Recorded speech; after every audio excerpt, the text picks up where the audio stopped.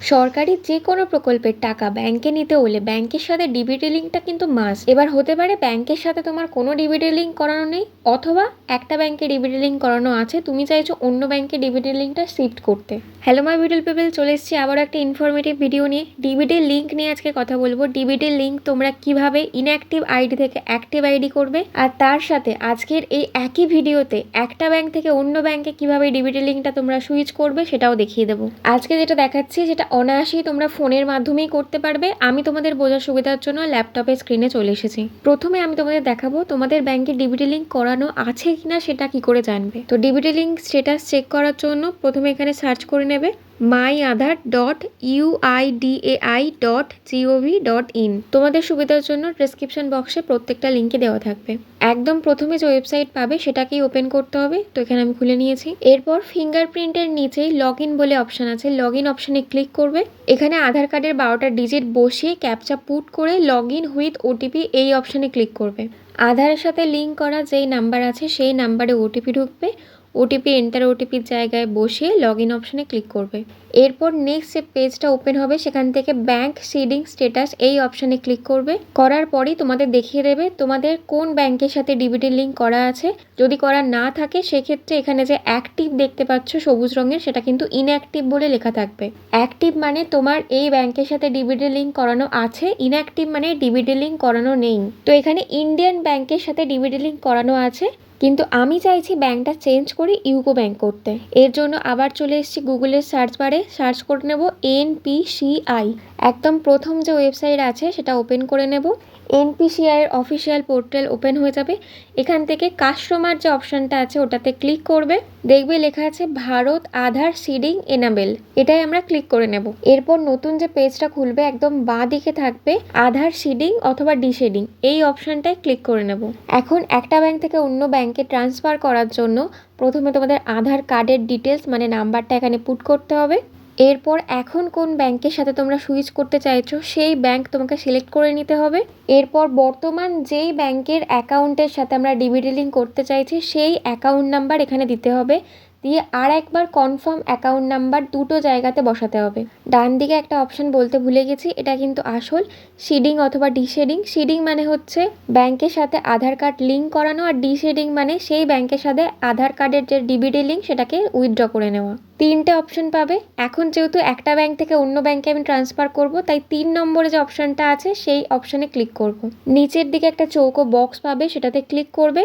তারপর এখানে ক্যাপচা দেবে, দেন সাবমিট অপশানে ক্লিক করবে। ক্লিক করার পরে যে পেজটা ওপেন হবে স্ক্রল করে একদম নিচের দিকে আসবে, ওখানে সবুজ রঙের এই এগ্রি অ্যান্ড কন্টিনিউ এই অপশানে থাকবে, সেটাতে ক্লিক করে নেবে।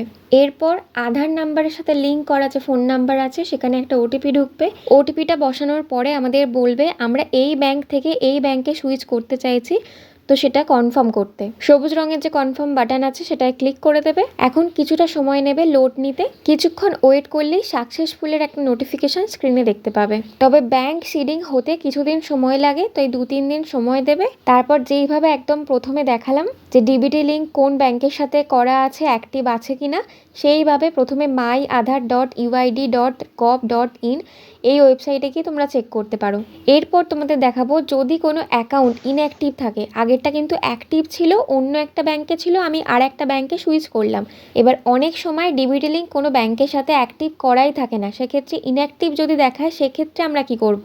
একইভাবে প্রথমে আমরা চেক করে নেব যে আমাদের অ্যাকাউন্টটা অ্যাক্টিভ আছে না ইনঅ্যাক্টিভ।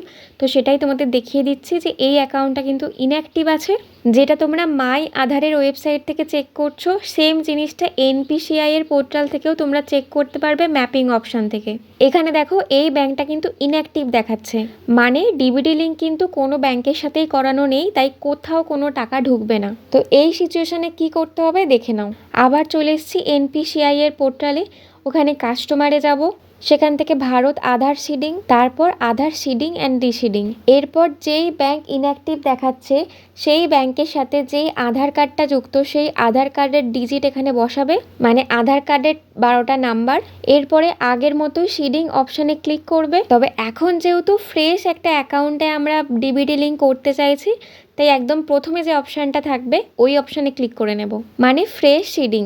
এরপরে যেই ব্যাংকের সাথে আমরা লিঙ্ক করাতে চাইছি সেই ব্যাংক নামটা এখানে দিয়ে দেব, তারপর ব্যাংকের অ্যাকাউন্ট নাম্বার একবার দেব, দিয়ে সেটাই আবার কনফার্ম অ্যাকাউন্ট নাম্বারে গিয়ে আবার একবার দেব। মানে আগে যে জিনিসটা করেছি সেম, শুধু আগের বারে একটা চেঞ্জ ছিল, সিডিং করার পরে একটা ব্যাংক থেকে অন্য ব্যাংকে যেহেতু গেছে তাই movement one bank to another. আর এখন যেহেতু একদম নতুন ডিবিটি লিঙ্ক করতে চাই যে একটা ব্যাংকের সাথে রিফ্রেশ পাবে, তাই ফ্রেশ সিডিং এই অপশানে ক্লিক করব, এটাই শুধু তফাৎ। তারপর আগের মতোই বক্সে ক্লিক করব, ক্যাপচা দেব, সাবমিট অপশানে ক্লিক করব। নতুন যে পেজটা যাবে একদম স্ক্রল করে নিচের দিকে এগ্রি অ্যান্ড কন্টিনিউ এই অপশানে ক্লিক করব। আধারের সাথে কানেক্টেড যে ফোন নাম্বার আছে সেখানে ওটিপি ঢুকবে, ওটিপি বসিয়ে সাবমিট অপশানে ক্লিক করব। তারপর যে ব্যাংকের সাথে কানেক্ট করব সেই নামটা দেখে নিয়ে কনফার্ম অপশানে ক্লিক করব। কিছুক্ষণ লোড নেবে প্রসেস হতে, হয়ে গেলেই সাকসেসফুলের নোটিফিকেশন দেখতে পেয়ে যাবে। তাহলে খুবই সহজ প্রসেস, বাড়িতে বসে ফোন দিয়েই হয়ে যাবে।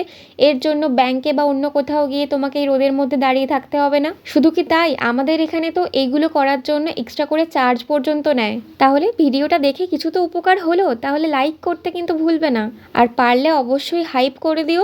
এই রকমই ইনফরমেটিভ ভিডিও দেখার জন্য চ্যানেলটাকে সাবস্ক্রাইব করে নিও। আজকের ভিডিওটা এই পর্যন্তই, দেখা হচ্ছে পরের আবার কোনো ভিডিওতে। ততক্ষণের জন্য টাটা বাই, সবাই ভালো থেকো, সুস্থ থেকো।